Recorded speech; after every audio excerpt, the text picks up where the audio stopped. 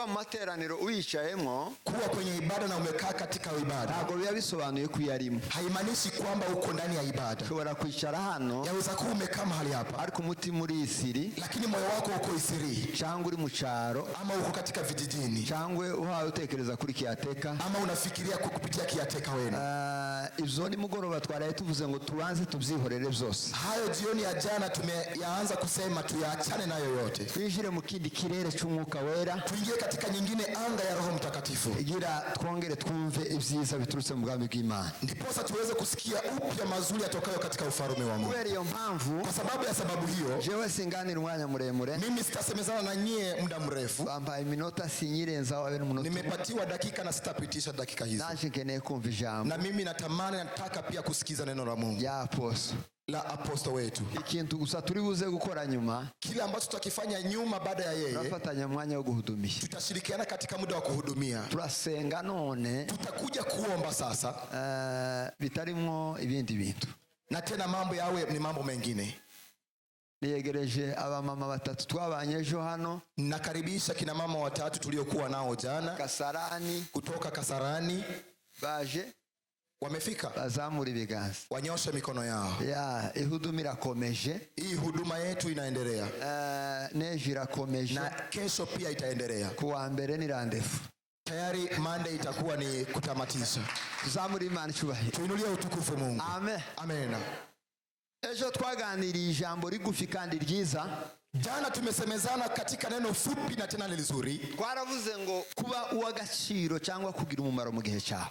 Tulisema kwamba kuja kuwa mtu wa thamani ama kuja kuwa mtu wa maana katika wakati wako ama muda wako. Ijambo twarangirijeho, neno tuliyomalizia ni ijambo rivuga ngo, ni neno linasema kwamba Yesu kugira ngo akomere yamamare kugeza n'uyu munsi tukaba tumuramya. Yesu ndiposa akuje kujulikana na tena kuwa mtu maarufu mpaka hadi siku leo tunamwabudu, kugira ngo abe uwingira akamaro cyane mu buzima bwacu, ndiposa awe mtu wa maana katika maisha yetu sisi. Hari ibintu yaretse, kuna vitu alivyoviacha, hari ibindi yarafite uburenganzira arabanza bishira ku ruhande, kuna mengine aliyekuwa na ruhusa ya kuyafanya akayaweka pembeni kwanza. Tuzamure icyubahiro, tuinulie utukufu Mungu. Amen. Amina.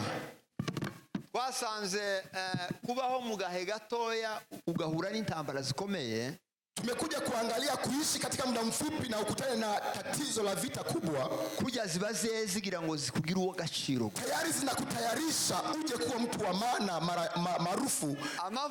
Mafuta ari yazaturuka mu mata, yale ambayo yanatokea katika maziwa, kugira ngo tuyabone ndiposa yadhihirike ama yadhibitike kuonekana. Amata bazaba yacunda, tayari maziwa yanatayarishwa, isabo bakakijegeza na tena nyungu ama chombo kinatingishwa, bakazana bamwe bazabazana n'ibyatsi abino, wengine wanakusanya paka majani, bagakandagira wanakanyagia kabisa ya kutosha, wanafinya kabisa, wanakanyagia kwa kufinya ya kutosha.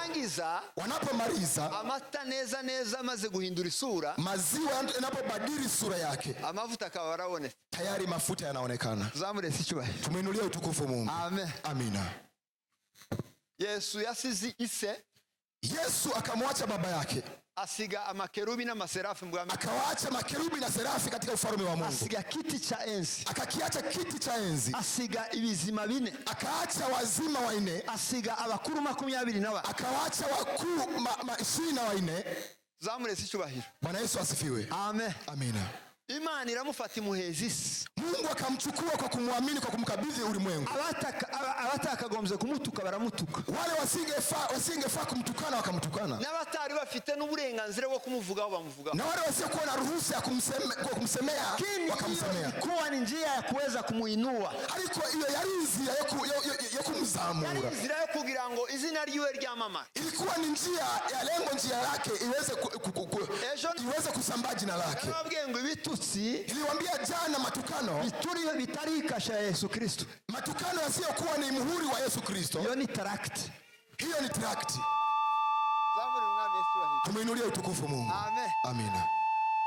Ibitutsi bagututse byose, matukano metukwanwa yote bitarikasha Yesu, ambayo sio muhuri wa Yesu Kristo, inzandiko bakwandikira zose, barua zote ama maandiko yote unaandikiwa, saje bagutangaho, SMS ambazo watoa kwako, ni tract kabisa.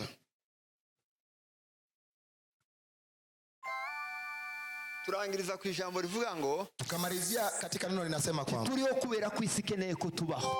Hatujaishi leo kwa sababu ya ulimwengu unataka tuishi. Tupo leo kubera kuko kwa sababu ya kwamba hari akamaro dufite mu bwaha. Kuna faida tuliyokuwa katika ufalme wa Mungu. Hari icyo tuye dukora. Kuna kile ambacho tunakitengeneza. Tuma Yesu azayicara mu gitondo. Kinasababisha Yesu akae katika asubuhi. Avuga ngo reka nongerere aposi iminsi yo kubaho. Anasema tena kamuongezea aposto siku zake za kuishi. Avuga ngo reka nongerere umushumba runaka iminsi yo kubaho. Anasema tena kamuongezea mchungaji fulani siku zake za kuishi. Kubera kuko ijambo tuvuga riryoheye amatwi y'abantu. Lakini sio kwamba neno tunaitamani kukuhubiria linakuwa nzuri katika maisha ya watu. Zamure sicyubahiro. Tumuinulie Yesu heshima. Amina. Turiho kubera ko abantu bakwishimira. Haujaishi ama hujakuwepo kwa sababu ya watu wanakufurahia. Kubera ko ubwami bukiye gutunga itoroshi gusa. Ni kwamba ufalme wa Mungu unakumulika. Ukavuga ngo hari akantu utarakora kingenzi. Basi nasema ya kwamba hakuna kitu cha maana haujakifanya hata kidogo. Kubera iyo mpamvu. Kwa sababu ya sababu hiyo. Uri uw'agaciro mu buzima bwawe. Unabadilishwa kuwa mtu wa maana katika maisha yako. Wumve ko uri uw'agaciro mu buzima bwawe. Usikie wewe ni mtu wa maana katika maisha yako. Uyu munsi hii siku ya leo tugiye kuganira irindi jambo rigufi. Tutasemezana na neno lingine iri muri Timotheo wa 2 katika kitabu cha Timotheo wa 2. Ibice 4 sura ni ya 4 n'umurongo wa 2 katika mstari wake wa 2. Wera aho ngaho kuanzia mahali hapo kugeza ku murongo wa 4. Tufike kwenye mstari wa 4. Aho niho turi busome. Hapo tutakuja kusoma. Hanyuma turangiza gusoma. Tukimaliza kusoma tuganira ijambo rigufi. Tusemezane katika neno fupi. Bivuga ngo tugomba gukorera Imana mu gihe gikwiriye. Inasema kwamba tunafaa kumtumikia Mungu wakati unastahili. Tugasubira tukayikorera no mu gihe kidakwiye. Na tena turudi kumtumikia katika wakati usiostahili. Hiyo niyo topic ya no. Basi hiyo ndio point ya neno letu la leo. Kadusome ijambo ry'Imana. Hata tulisome neno la Mungu. Agira bamfasha gusoma. Wawepo watu wa kunisaidia kusoma. Gira tuganishe. Ndiposa tuweze kusemezana. Abahabonye badufashe. Wale waliofika mara ya kwanza Timotheo wa 2. Timotheo wa 2 ibice 4 n'umurongo wa 2. Sura ni ya 4. Turasoma Biblia yera. Tutasoma Biblia takatifu. Dusubire dusome na biri ijambo ry'Imana. Na tena tusome Biblia neno la Mungu. Gira tunezererwe Yesu Kristo. Tufurahie mbele za Yesu Kristo Yesu. Amen. Amina. Reka dusome ubwirize abantu ijambo ry'Imana. Ubwirize abantu ijambo ry'Imana. Uhubirie watu neno la Mungu. Ugira umwete mu gihe kigukwiriye. Ugira umwete mu gihe kigukwiriye. Uwe na bidii katika wakati unaostahili. No mu kitagukwiriye. Uhane, uteshe, uhugure, ufite kwihangana kose no kwigisha. Barikiwe sana. Nawe keti acha tusome kwa Bible ya Kiswahili. Waliokuwa na Biblia ya Kiswahili mtusaidie. Afite Biblia ya Kiswahili ni bayisome nayo kugira ngo tuze korohereza uyu wacu. Biblia ya Kiswahili hari umuntu ufite? Ata kwa mwenye Biblia ya Kiswahili atusaidie. Ariko nimba ntayo kibazo kirimo. Hari ugifite? Irahari. Na asome gira twihute. Asome ndio tuweze kuharakisha. Timotheo wa 2 sura ya 4 mstari wa 2. Lihubiri neno, uwe tayari. Yes. Wakati ufaao na wakati usiofaa. Karipia, kemea, ukemeye na kuwaonya kwa uvumilivu wote. Kandi uteshe ufite kwihangana kose. Na mafundisho. Amen. Na mafundisho pia. Amen. Amina. Tusome Biblia ijambo ry'Imana. Tusome Biblia neno la Mungu. Niyo wasomye yera Biblia ijambo ry'Imana ifite nayo nayisome. Arukunti zishaka gusobanura ibintu neza. Mihangane gato turama dukubita gutya gusa. Muvumilie kidogo, tugusie kidogo alafu tumalize. Yes. Timotheo wa 2:2. Yes. Mutangaze ijambo ry'Imana. Mutangaze ijambo ry'Imana. Urivuge mu gihe cyiza no mu gihe kibi gikomeye. Mu gihe cyiza no mu gihe gikomeye. Ukosora abantu. Ubacyahe. Ubahugure ufite ubugwaneza. Ubahugure ufite kubihanganira no kubigisha ubutitsa. Yego, barikiwe sana. Amen. Amen. Bwana sifiwe. Amen. Tuvuge ngo amen. Tuseme amina. Tuzamure icyubahiro. Tuinulie utukufu Mungu. Amen. Amen. Bibiliya yavuze ngo dutangaze ijambo ry'Imana mu gihe gikwiriye no mu gihe kidakwiriye. Biblia imesema tutangaze injili ya Mungu katika muda ufahao na muda usiofaa. Dusenge mu gihe bimeze neza n'igihe bitameze neza. Tuombe, tuingie katika maombi ya kuomba katika wakati ambapo mambo ni salama na muda ambao mambo sio mazuri. Biblia yavuze ngo tuvuge ijambo ry'Imana mu gihe gikwiriye n'igihe kidakwiriye. Biblia imesema tuhubirie injili katika wakati ufahao na muda usiofaa. Tubwirize ijambo ry'Imana mu gihe abantu bakwishimiye no mu gihe abantu batakwishimiye. Hubiria injili ya Mungu katika kipindi cha watu wanakufurahia na kipindi cha watu wakufurahia. Ugomba gutarama mu gihe abantu banezererewe igitaramo cyawe n'igihe batakinezererewe. Tunafaa kuingia katika makutano na useme na watu kipindi wanakufurahia na kipindi ambacho hawana furaha. Ugomba gutarama wishuye inzu cyangwa ugatarama utayishwe. Unafaa kuwa katika makutano ukiwa umelipa nyumba na hujalipa nyumba. Tugire guki. Tuinue mikono. Amen. Amina. Ugomba gukorera Imana. Unafaa kumtumikia Mungu mu gihe abantu baba gukomera amashi n'igihe bataheba yako. Kipindi cha watu kupiga makofi na kipindi cha watu kutokupiga makofi. Ugomba gukorera Imana. Unafaa kumtumikia Mungu mu gihe amafaranga mu mufuka yabaye menshi yasagutse wawe ugenda uyata mu muhanda. Kwenye wakati wako wa fedha zimekuwa nyingi na zimepitiliza na unazijangusha kwenye barabara. N'igihe uri muri krize bene ya yindi yo gukora. Na ukiwa katika ile hali ya kukaukiwa na fedha. Tuvuge ngo amen. Tuseme amina. Zamuri Imana cyubahiro. Tuinulie utukufu Mungu. Amen. Amen. Bankukora kuri keyboard gatoya.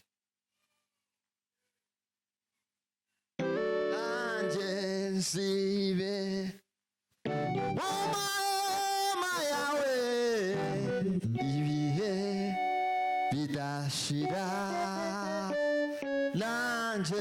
Nanjensibe Mama yawe ibihe bidashira.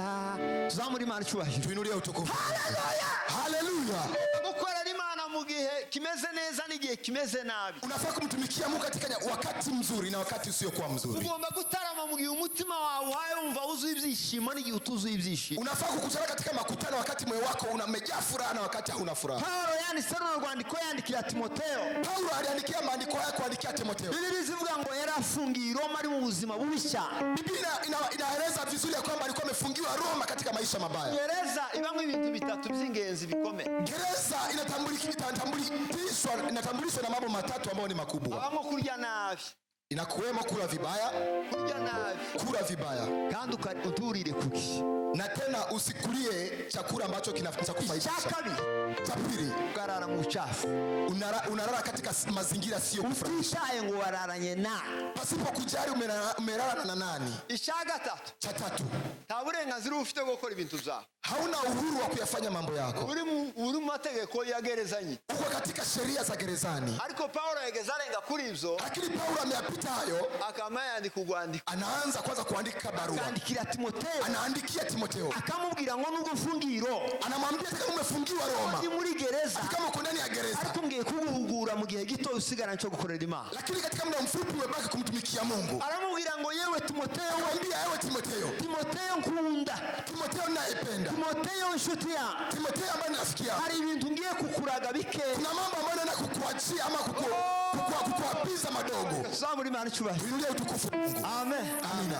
Aramubwira ngo hari amakuru make ngiye kukubwira. Akamwambia kuna habari fupi naenda kukwambia. Hari password y'ijuru ngiye kugusiga. Kuna password ya mbingu naenda kukuachia. Hari ibanga ngiye kuguha rizogufasha. Kuna siri naenda kukupatia kusaidia. Ubuzima bwa none no mu gihe kiza. Katika maisha ya sasa na wakati utakuja. Aramubwira ngo jewe Paulo. Akamwambia mimi kwandikira runo rwandiko. Nimekuandikia hii waraka. Ufatanye na Yesu Kristo. Usikanishe na Yesu Kristo. Mwuka wera. Pamoja na Roho wake Mtakatifu. Na Mungu. Kitu cha mbere ngiye kukubwira. Cha kwanza na kukwambia. Ukuguhumuriza ngo ukome. Na tena kukufurahia kukunufaisha ama mukomere yeme. Mkomae katika Kristo. Twaje kubakomeza. Tumekuja kuwakomaza katika Kristo. Mukomere. Na kuja kuambia msimame imara. Komera. Mkomae katika Kristo. Hallelujah. Hallelujah. Inulia utukufu Mungu. Amen. Amen. Twaje kubabwira ngo ahugeze. Hapo ulipofika, komerezaho, endelea mambo hapo, komerezaho, endeleza hapo hapo. akazi ntikararangiza, Kazi bado haijakwisha. Paulo abwira Timoteyo, Paulo akamwambia Timotheo, aramubwira ngo yewe Timoteyo, akamwambia ewe Timotheo, ugomba kuvuga ijambo ry'Imana unapaswa kunena na injili ya Mungu mugihe gikwiriye katika wakati ufaao no mugihe kidakwiriye, na muda usiofaa. ugomba gukorera Imana Unafaa kumtumikia Mungu. mugihe abayuda bakunezererewe n'abagiriki, Ndiposa Wayuda wanakufurahia na Wagiriki, n'abayahudi bakunezerewe, na Wayahudi wanapokufurahia. igihe Na batakunezerewe katika kipindi unapaswa wakufurahia, gukorera Imana unapaswa kumtumikia Mungu muvura no mu mbeho, katika nyakati za mvua na wakati wa baridi, gutangaza ijambo ry'Imana na tena uhubirie injili ya Mungu abantu baryumva no mugihe abantu batavyumva. katika wakati wa watu kusikia na watu wa kutokusikia. Zamurira umwami Yesu. Inulia utukufu Mungu. Amen. Amen. Nanje nzibe omahema yawe ibihe bidashira. Aramubwira ngo nkeneye kuzaza kusura, Akamwambia nataka ukuje kunitembelea uzihute cyane ahantu uzi simeze neza, katika sehemu ya mazingira yaliyokuwa sawa. uzoze wansange dutara, Uje unikute tuingie katika makutano, kubera kuko abandi twari kumwe kwa sababu wenzangu tuliokuwa pamoja barantereranye, waliniacha na kunitupa, baransiga turi mu murimo w'Imana. wakaniacha kwenye kazi ya Mungu. Aravuga ngo ubu tuvuga Akasema hivi tunavyoongea Dema, ubu tuvuga sasa hivi, tunavyoongea Dema, ubu tuvugana twicara sasa hivi, tunapokaa mahali hapa twaye tukiongea, kwandikira, ninapokuandikia Dema ageze kure cyane. tayari Dema amefika mbali. Ubu ngubu tuye tuvugana Hivi nawe, tunavyoongea mimi na wewe ageze Itesalonike. amefika Tesaloniki. Zamuri Imana cyubahiro. Tuinulie utukufu Mungu. Amina. Abo nibo bayumva bageze bakorana na Hao ndio waombaji ambao walichangia kuwa pamoja nami. Dema aratoroka. Dema naye katoroka. Abantu bari mu gutoroka umurimo ni bandi, Kina nani wanaotoroka kazi za Mungu? turababujije mugarukiraho. Tunasema mwachieni hapo. Amatorero y'ubu nyine Makanisa za kisasa agwiriyemo ba Dema, tayari wamejaa watu aina yake na Dema. baratwinjiriye neza. Walituingilia kwenye makanisa. Muri mugweruka muri kumwe n'umunyamasengesho, Tayari mwisho wako unamwona uko na mtu mwenye maombi. muri mu gitaraminda, Ukiwa katika makutano ya maombi, bacha mu gitondo inapofika asubuhi ngo yateye inda. tayari amebebesha mimba. Dema we, Huyu ni Dema. haleluya. Gutaramani mugoroba, Mtu naishi naye jioni, ngaheruka umudamu mwari mwizeye, mama mliyekuwa mkiamini, uzi ukora ibitangaza, anatenda miujiza kweli. ngo yinjiye igihuru, Eti ameshikwa kwenye msitu, ngo asigaye akoresha amapepo. tayari anatumia mapepo. Muri kujyana n'abapasiteri gutya, Unatembea na mapasta, ngo aheruka muri kumwe n'uwana, tayari mwisho wako unaona mko pamoja na wenzako. semwe mukora ibitangaza, Tayari moto umewaka kutenda miujiza. basha mu gitondo Inapofika asubuhi, bamukanga akisanga Itesalonike. anajikula Tesaloniki. Inapofika asubuhi, Zamuri umwami Yeshua. tuinulie utukufu Mungu. Amen. Haleluya. Mwimbaji anaimba, Akaririmba abantu bagafashwa, anaimba na watu wanasaidika. umuriro ukaka, Moto na unawaka. abantu bakavuga ngo none utonye muri iby'igitangaza. Watu wanasema tumeona mwimbaji wa miujiza. Cha mu gitondo Inapofika asubuhi, kuva ngo ageze Itesalonike, amefika Tesaloniki tayari. ngo yibye. Tayari ameiba. Ariko abantu yeme, abantu tibatinya. Aramubwira ngo Timoteyo, Akamwambia Timotheo, uzihute usange kuja kwa upesi unikute. Dema yarasigiriye Dema tayari alituma kuniacha. Tesalonike. Amefika Tesaloniki. Aramubwira ngo ndi nari nizeye Akamwambia wewe nilikuwa nikiamini. Kilesesi. nawe twari turi kumwe, Naye pia tulikuwa pamoja. twari kumwe kuri line kucyatwe Tulikuwa pamoja kwenye raini. bageze bavuga ngo badukubite, Walikuja na kusema tuwatupige. turi mu gitaramo twese Tukiwa katika makutano sisi wote. bavuga ngo turirimbire Imana, Wakisema tuimbie Mungu. twese tukisanga mu gitaramo. Kila mtu tunajikuwa kwenye Bavuga ngo makutano. tuzamurire Imana, Tukisema tuinulie utukufu Mungu. twese tukakizamuza. Sote tunainua utukufu Mungu. None nawe yaratorose, Naye pia alitoroka. winageze Galatiya, Sasa hivi amefika Galatia. barageze mu cyaro neza. Amefika kijijini kwenye kanisa. Zamure sishobaye. Tuinulie Mungu. Haleluya. Niyo mpamvu muri mukubona, Niyo mpamvu muri mukubona. Kwa sababu mnaona amasezerano y'abantu ahadi za watu wengi ari mu kugenda ashikira, zinakawia zikikatika. kubera ko kuri mu gutarama Ukiwa katika makutano wagera ahantu ahantu ufatisha ukifika sehemu ya kushika mambo yako ugatoroka ukajigaratia tayari unatoroka unaelekea Galatia wasubira kugaruka ukirudi kurudi ugasubira ugatangira kuri zero tayari unaanzia zero ijuru ryagira ngo rifate mbingu ikitaka iachilie ikaza rifata uvuye basi vinachukua sehemu ambapo umetoka naho kumbugeze na unakuta umefika wapi kuri Galatia warishi kule Galatia ushaingia ihuru neza iri yahita katika msitu ushaingia baza tugushaka katika sehemu ya msitu ushaingia abarinzi bagushaka bakakuva watu wakutafuta wanakukosa abarinzi bagushaka bakakuva waimbaji wakutafuta wanakukosa bagushakira mu banyamasengesho wakutafuta katika wana maombi ugaragara tayari usionekane bagushakira mu bamama wakutafuta katika kina mama ugaragara tayari wasikuone bagushakira mu bakozi wakutafuta watumishi wa Mungu ugaragara usionekane naho kumba umuntu ageze na unakuta mtu amefika wapi Galatia tayari Galatia shafika zamure sije bashi tuinulie utukufu Mungu sisi wote terere zirindwi zo gushimwa piga haleluya 7 zirindwi zo gushimwa haleluya 7 za kumshukuru mu mfalme giterane twe kwa sababu ya makutano yetu taragera Galatia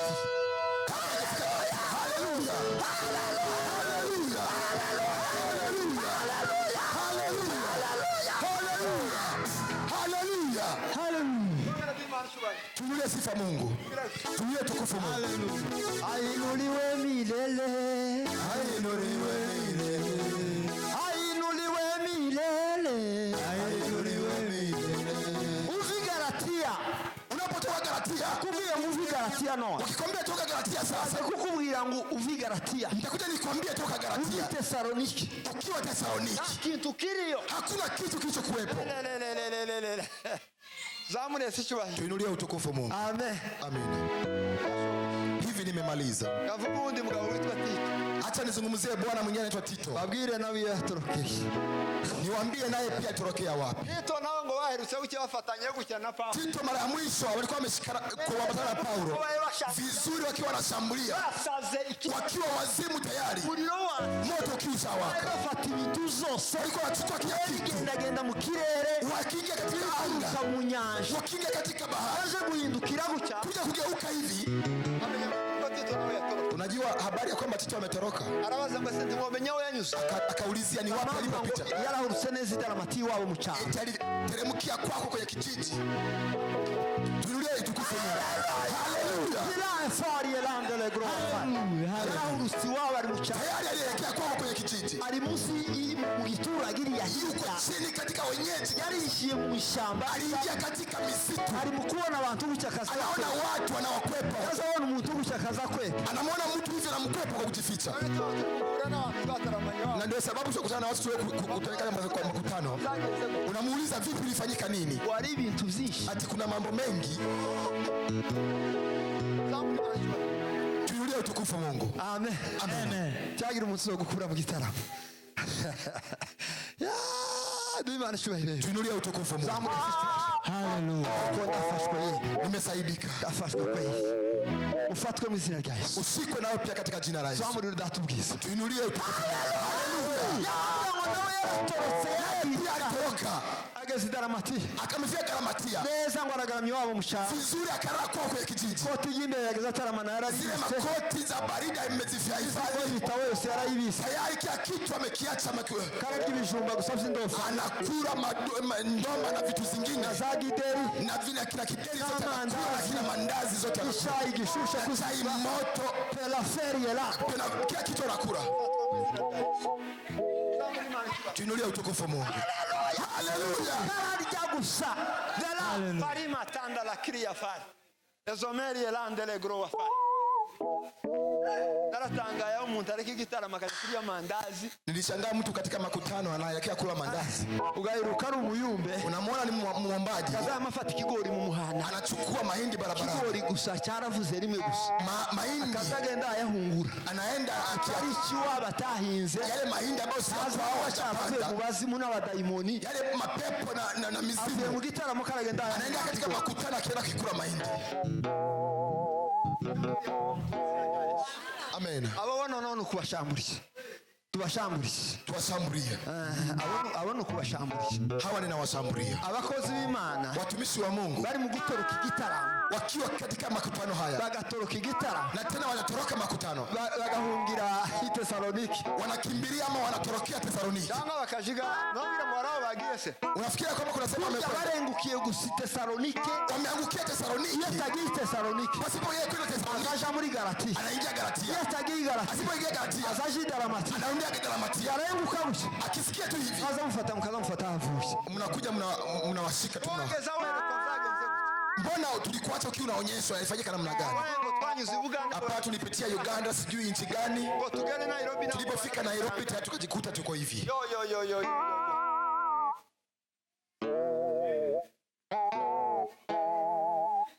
Imana yamutanze mu maboko y'abagome bararisha bamwishura ufurubi rutari rumukwiye gusoza Naenda kumaliza. aramubwira ngo Timoteyo Akamwambia Timoteyo, ndagukumbuye cyane mimi nimekumiza. ariko nuja kuza Lakini wewe ukaenda kurudi. ugasige Mariko Usimwache Mariko. kuko Mariko iyo turi kumwe Kwa sababu Mariko nikiwa naye twadukora ibitangaza tunatenda miujiza. iyo duhagararanye na Mariko Tumesimama na Mariko. duhagaze hejuru y'umugwa Tumesimama juu ya maji. uzamenya ngo igitara Najua makutano kirafatika tayari iyo kinasikika. duhagararanye na Mariko Tunaposimama na Mariko twe twuzuzwa tukiwa tunasaidika, aza yuzuzwa yeye anasaidika. undi akaza Mimi asobanura najazo na yeye pia iyo anatafsiri. duhagararanye na Mariko Tumesimama na Mariko. maze afata igihe Mwenyewe achukua, uwundi akagitwika mwenyewe achukua sijui matayo, mwenyewe achukua. Tunasaidika.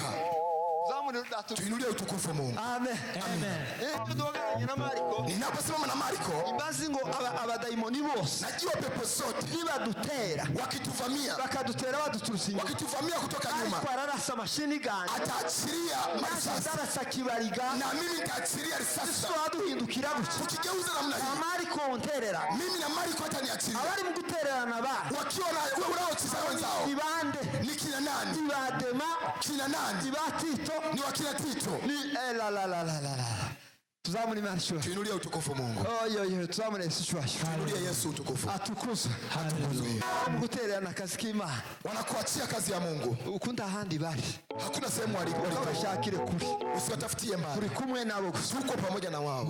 aramubwira ngo kindi Akamwambia kingine, uzozanire n'ibikoresho byawe uniletee na vyombo hari vya umuzingo w'igitabo na katika mwibagiriwe kwa Karupa hanswaga turara mu gitabo na tena kitabu changu asahau kule. uzozanire n'ikoti ryaje Uniletee na koti langu la baridi. turashafite huduma Bado tuko na huduma.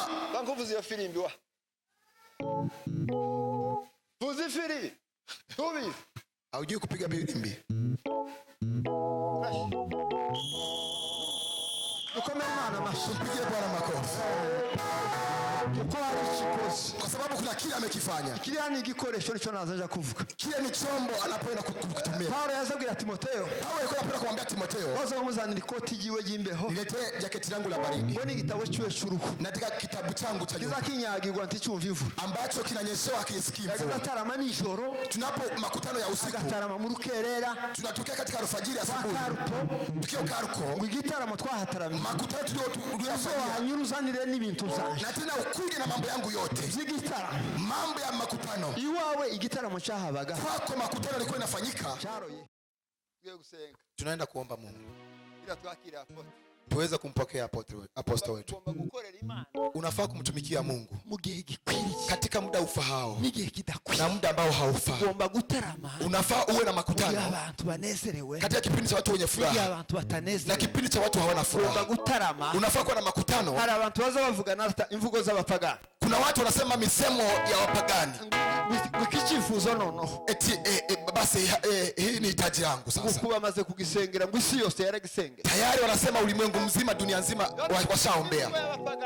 Basi matamshi ya wapagani, imvugo y'abantu batsinze haya ni matamshi ya watu waliofariki, abantu walioshindwa. batsinzwe Ni kera watu walioshindwa zamani. baza bakubwira ngo twarasenze Wanakwambia tayari hivi tushaomba, tumemaliza. ariko imvugo y'Imana Lakini misemo ya Mungu, Biblia zivuga ngo Yesu yagiye kuja mu ijuru Biblia inasema kwamba Yesu kuelekea mbinguni yadusigiye ibintu bitatu alituachia vitu aina tatu, ibikoresho bitatu by'ingenzi vyombo tatu vya thamani. ni dongo nizo gerenade abantu bibise Hizo ndizo bomu ambazo Wakristo tumeziweka. nizo za pistoli Hizo ndizo pistoli ya mbere yadusigiye silaha ya kwanza ambazo ametuachia mwuka wera ni Roho Mtakatifu. yaravuze mbasigiye mwuka wera Alisema nimewachia Roho Mtakatifu. cyose muzirukana mu mwuka Chochote mtakifukuza katika Roho Mtakatifu kizohunga kitatoroka. imbaraga z'abazimu muzotegeka mwambaye umwuka nguvu za giza mlizofukuza mkivaa Roho Mtakatifu. zizohagarara imbere y'iyo pisto. Hakuna nguvu za simama mbele ya hiyo silaha. Pisto ya kabiri. Hiyo silaha ya pili, tuinulie utukufu Mungu. Pisto ya kabiri. Silaha ya pili. Amen. Amina. Zamuri manishwa. Tuinulie utukufu Mungu. Nawe zamura wewe cha inyuma. Nawe pia inua. Amen. Amina. Ushimi Imana ko Nyangabire yahurutse hanze amahoro. Tunamshukuru Mungu Nyangabire naye. Uzayibuka intambara twagwanye. Unakumbuka vile tumepiga? Uzizi. Si unajua? Kuri yari umuntu okubwira ngo mushana Yesu ndaza ko rukavuga ngo yinyi. Hakuna mtu anaweza kukwambia Yesu hatendi na uwezo. Kubwira ngo hakuna hilo kukudanganya. Ngo amapepa baho cyangwa ntaba. Eti pepo zinakuwa ama hazikuwepo. Si uliona wewe mwenyewe? Kurahira Nyangabire bari muri Amerika. Nibiba. Yule mtoto wange kuwa Marekani sasa hivi. Kwa sababu kuna silaha ambazo tumezibeba. Kuna kile ambacho tunanyoshea urusasi rwa risasi. Aho rurashi. Tayari sehemu ikimegonga. Uzarurasa mu rwiciro. Linapiga risasi sehemu imeangukia. Kandi sio turasamesha. Na tena hatuachii risasi nyingi. Ni rumwe gusa. Ni moja tu peke yake. Kwa sababu hiyo risasi moja. Ikirimbuzi. Tayari ni teketezi. Haleluya. Haleluya. Zamuri Imana cyubahiro. Tumule tukufu Mungu. Akatuachia agano la ahadi kubwa. Aravuga ngo ndi kumwe nawe. Akasema niko pamoja nanyi. Muzoza muhagarara hejuru ya mapepo. Mtakaposimama juu ya mapepo. Wewe hagarara hani, hebu simama hapa nyuma yangu. Ariko reka tuzana abantu. Ngwino hano. Acha tulete wengine. Wewe naonyesha sharp cyane. Bakuhagarara. Awepo mwingine akuja simame. Abandi babiri ni basi. Wengine wawili wakuje faster. Tumalize. Hagarara hari. Simama kule. Hebu nawe simama hapa. Nawe hagarara. Nawe hagarara. Turangi. Simama hapa tumalize. Hagarara. Songa hapa. Tuzamuri Imana cyubahiro. Tuinulie utukufu Mungu. Turabucha dusose. Tumalize. Amen. Amina. Tugire gusa. Tupepee mkono. Atukuzwe. Atukuzwe Yesu. Ona vile ambavyo Yesu alituambia hapo. Yaravuze mu intambara zose muzorwa. Alisema vita zote mtakazopigana. Mu bitagano uyu nguyu. Uyu ni uri mu bitani isi yashize. Niwe bahambiriye ibintu vyi. Huyu ndiye amefungiwa na mambo yake yote. Gihaya avuga ngo turashize. Wakati anasema tumekwisha. Ono nti bugikeye iwacu. Tayari kwetu akukuti tena. Mboni iri joro noneho rirakeye. Ati usiku sasa hakuja kucha. Muzomenya ko Imana ibaho. Lakini mtajua ya kwamba Mungu yuko. Kurya pengine Yesu yaravuze ngo mbasige ibintu bitatu. Yesu alisema nimewachia mambo aina tatu. Tulie utukufu Mungu. Haleluya. Haleluya. Mwuka wera. Huyu ni Roho Mtakatifu. Huyu ni mwuka wera. Huyu ni Roho Mtakatifu. Yuso ijwi rimwe gusa. Unapotoa sauti moja tu peke yake. Mwuka wera zaidi. Roho Mtakatifu anasikia. Wasubira gusohora irindi. Akitumia kutoa sauti lingine. Yesu Kristo wenyine abayimbere. Yesu Kristo yuko pembezoni mwake. Ategera neza. Tayari anasikiza kila ambacho kinatoka. Yarangiza. Akimaliza bazakora inama utabizi. Wanasemezana kufanya mkutano pasipo kujua. Huyu Mungu naye ni vizuri kwamba huyu Bwana ni mrefu. Watu wanakudharau Yesu anapitisha Roho Mtakatifu. No Imana ikamishishika gusa bwami bwa. Tayari Mungu katika ufalme wake ananyamaza. Amasugataka. Bakusenga wagatoye. Kuna mtu anaomba kidogo. Mwami Yesu ndabashimira. Mu izina rya Yesu. Ari wewe ubuto bwanjye. Uko gakarasenga. Tayari anaomba. Mwuka wera karungu. Roho Mtakatifu anasikia. Yesu Kristo yuko hapa anasikia. Imana kirungu. Mungu Baba yuko hapa. Zarangiza. Wakimaliza nataka nieleze jinsi gani mazungumzo yanatendeka. Wanageuka hivi anazogeuka. Hawa watatu wanageuka kufanya mkutano. Igiri nyuma hano. Kuja. Hebu songa. Muwe kama watu wanasemezana kidogo, wanapanga kidogo kitu cha kufanya. Dukora iki? Isi yashize kwa hajani kwa Felix bishika zabaye. Wanasema tatizo zimekuwa tatizo kwa Felix. Dustara. Zela Akasema tuokoe. Karima tanga la kriafa. Yeye amesimama kule na asikii chochote. Inama yateranye n'ijuru. Tayari mkutano umefanyika mbinguni. Bariga ku muntu we gusa. Wanatafakari kuhusu mtu mmoja. Genda uryame. Wewe enda urare. Genda uryame. Wewe enda urare. Genda uryame. Enda urare. Ari inama. Kuna mikutano. Genda uryame musizi. Endeni mlale msizi. bashinzwe gukora inama. Kuna watu kazi zao ni kufuatilia mikutano. Rishinzwe gupanga. Kuna mbinu ya kupanga mikutano. Rishinzwe gutunganya. Kuna mbinu ya kutawala mikutano. Kuna mbinu ya kuchukua kaya. Kuna mbingu kazi yao ni kuchukua. Kuna mbingu inayopanga Ibintu hasi. inachukua vitu chini. Izamura. Inavinua juu. Igakuraho imbizi. Inaondoka na ndoa. Kuruzu sinzira. Wewe pika umelala. Zamuri Imana ishwashyo. Tunulie utukufu Mungu. Imana ishwashyo. Tunulie utukufu Mungu. Imana yirwanirire. Acha Mungu apiganie. Imana yirwanirire. Acha Mungu apigane. Ndamvu turi mu gutsindwa. Sababu tunashindwa Kubera ko turi mu gutaka. ni kwamba tunalia, Warangiza tugasubira tukigwanira. tukimaliza tunajipigania Wowe tena. utanga gusa request. Wewe pia na request Cyo pia. dushinzwe no kuri request. Wewe kazi yako ni ku request. Umuntu ari requestinga uba. Mtu akirequest umba Uzumenya ngo haraza umweru cyangwa. haujui kwamba kuja mmoja ama wawili. Ababishinzwe. Kuna wale ni kazi zao.